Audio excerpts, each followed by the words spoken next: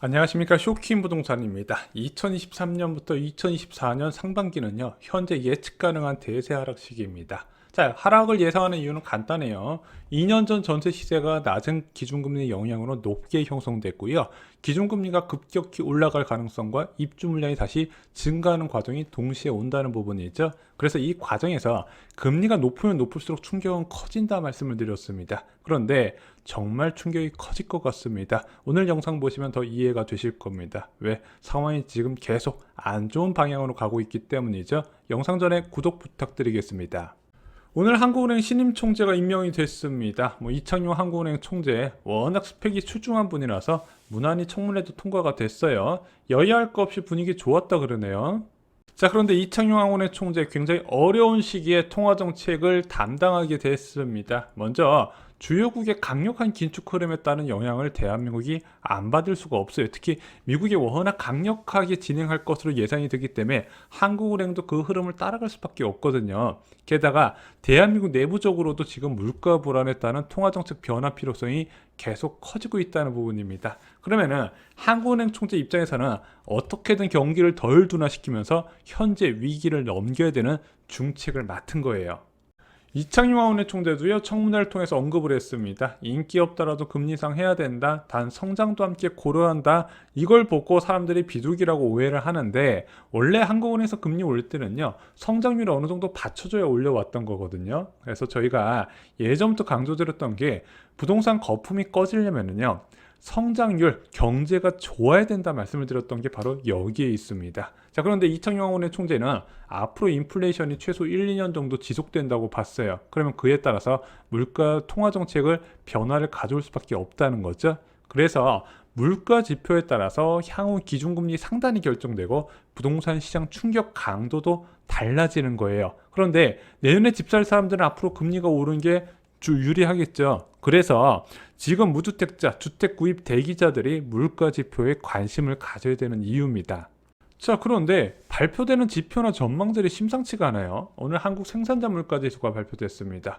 8.8%가 나왔어요. 전월 8.5%보다 더 높은 수치를 기록했다는 거죠.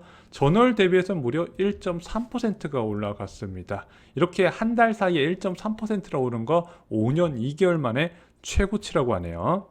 자, 물론 이거 모두 예상됐던 부분입니다. 우크라이나 사태가 3월부터 원자재 가격 급등을 불러왔죠. 밀 가격뿐만 아니라 원유 가격 폭등을 불렀습니다. 이제 원유 가격 100%는 당연한 것처럼 느껴져요. 당연히 식량 원자재와 에너지 원자재 가격 급등을 불러왔고, 이것은 수입 가격 지수로 연결이 됐다는 겁니다. 4월 13일 날 발표된 3월 수입 가격 지수가 35% 급등했어요. 게다가 이런 상황이 단기간에 끝나는 게 아니라 장기화 우려가 나오고 있죠. 자, 그럼 이렇게 원자재 가격이 급등했습니다. 언제 소비자 물가로 연결이 될까요? 한국은행 발표로는요, 6개월에서 1년 정도의 시차를 두고 소비자 물가에 반영이 된다고 합니다. 한꺼번에 반영된 게 아니라 서서히 반영이 되는 거예요. 그래서 공산품 다음에 서비스 요금 인상으로 반영되는 시기가 좀 오래 걸리죠. 특히 공공 서비스 같은 경우는 최대한 늦게 반영하려고 할 겁니다. 그래서 현재 소비자 물가 상승률이 4%가 넘는 10년 만에 최고치를 기록하고 있지만, 이게 끝이 아니라 4% 물가가 오래 갈 거란 전망이 계속해서 나오고 있다는 거죠.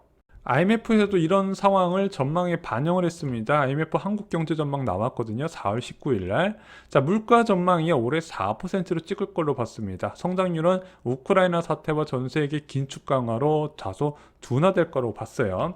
자, 원래 3% 정도 봤는데 2.5%네. 그러면은 2.5%고 물가가 4%면 금리 올릴 거야, 안 올릴까요?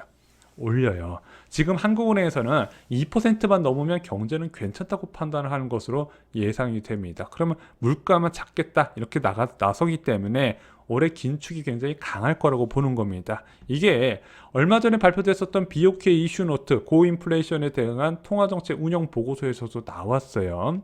물가 상승 충격으로 인플레이션이 심화되는 상황에서 중앙은행이 통화정책의 운영을 통해 적극 대응하지 않을 경우 중장기적으로 거시경제의 안정성이 크게 훼손되기 때문에 빨리 금리를 올려야 된다는 것을 깜빡이를 킨 거죠. 그래서 올해 연말에 기준금리가 최대 2.25%까지 봐야 된다는 겁니다. 부동산 시장에 이것만큼 큰 악재가 없어요. 자, 그럼 2023년은요? 금리 인상은 없는 건가요? 자, 내년에 물가를 2.4%로 IMF에서 전망을 했습니다. 자, IMF 전망대로 보면 내년에 2.4%인데 기대 기준금리가 2.25%나 2%대면 더 안 올리지 않을까? 이런 생각을 할 수 있죠.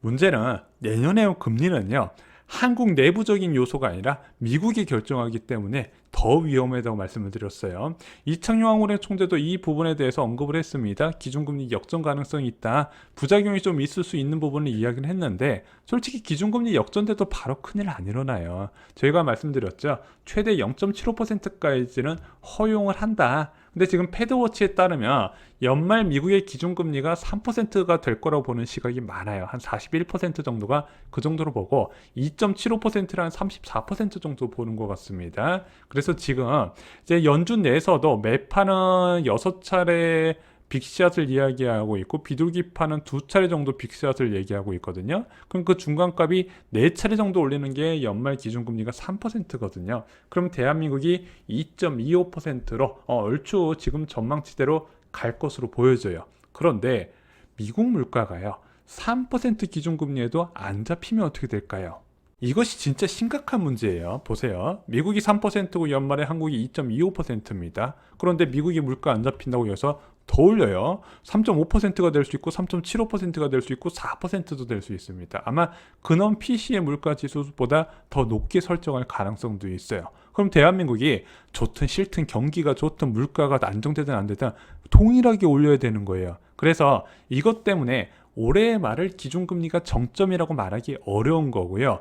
올해 이제 내년부터 2024년 초반까지 굉장히 높은 물가 수준, 금리 수준에서 부동산 시장이 타격을 받을 거라고 본다는 거죠. 왜? 한 번 찾아온 인플레이션은 대규모 위기 없이 잡기가 어렵기 때문에 미국이 내년에 금리를 더 올릴 가능성도 체크를 하셔야 된다는 겁니다.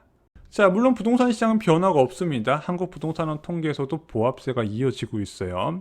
자, 매도자 입장에서는 여전히 저금리라고 말씀드렸죠. 금리가 낮기 때문에 자산을 움켜쥐는 게 더 이득이라고 생각하고 약간의 호재가 나는 것을 기대하는 사람들 심리도 있습니다. 그리고 이런 대규모 변화가 이젠 대부분 알고 있거든요. 주식하는 사람들도 이 정도 정보는 다 알고 있단 말이에요. 그런데 부동산 시장은 왜 변화가 없을까요? 주식은 그렇게 많이 떨어졌는데. 부동산 시장은요, 주식과 다르게 금리 인상 가능성에 미리 움직이지 않는 특징이 있습니다. 왜? 거래량이 적기 때문에 그래요.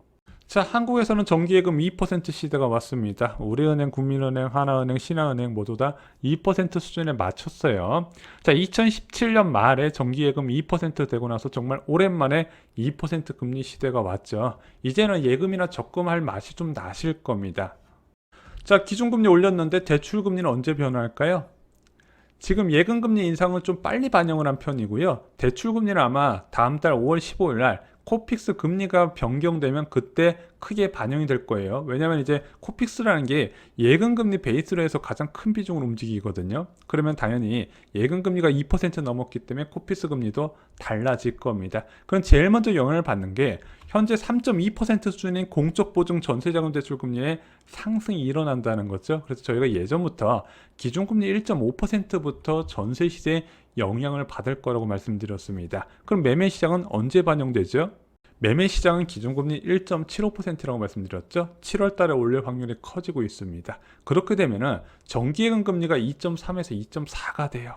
자, 이때 무엇이 일어난다? 다주택자의 이익 실현이 시작되는 겁니다. 다주택자 입장에서는 자산을 팔고 현금을 가지려면 기본적으로 시장금리, 예금금리가 중요하거든요. 2.34 정도 되면 이익 실현할 만하다는 거죠. 게다가 지금 인수위에서 다주택자 양도세 중과 유예를 5월 11일부터 추진한다고 밝혔잖아요. 그러면 더욱더 매물이 많이 나올 가능성이 있습니다. 이건 부동산 시장의 악재예요. 지금 인수위에서 제대로 발표한 거 악재밖에 없어요.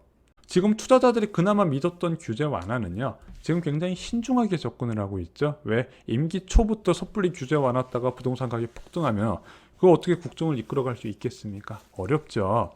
규제 완화로 당선됐던 서울시장도요, 계속해서 토지거래허가 연장하고 있어요. 자, 계속 말씀드렸죠. 부동산 규제 완화는요, 집값 하락 시기에만 가능하다. 그래서 많이 떨어지면 팍팍 풀긴 하겠지만 지금은 풀 수 있다는 게 아니에요. 근데 언론들이 당장 풀릴 것처럼 기사를 쏟아내다 보니까 언론들이 콕 집은 뭐 노원구 지역이나 뭐 일기 신도시 있는 분당 지역이나 진짜 거래 많이 터지고 가격도 올랐거든요. 그 사람들만 불쌍하게 상투 잡은 거예요. 자, 다가올 대변환 시기에 쇼킹 부동산 가족분들이 기회를 잡으셨으면 좋겠습니다. 제가 미리 말씀드릴게요. 진짜 부동산 가격 크게 하락하잖아요. 모두 겁나서 안 삽니다. 그때 여러분들이 사시기 바랍니다. 두 가지가 필요합니다. 아파트 교과서와 현금이 필요하죠. 제대로 하는 것은 기본이라 말씀드렸습니다. 이상으로 영상 마치겠습니다. 좋아요, 구독, 공유 꼭 부탁드립니다. 감사합니다.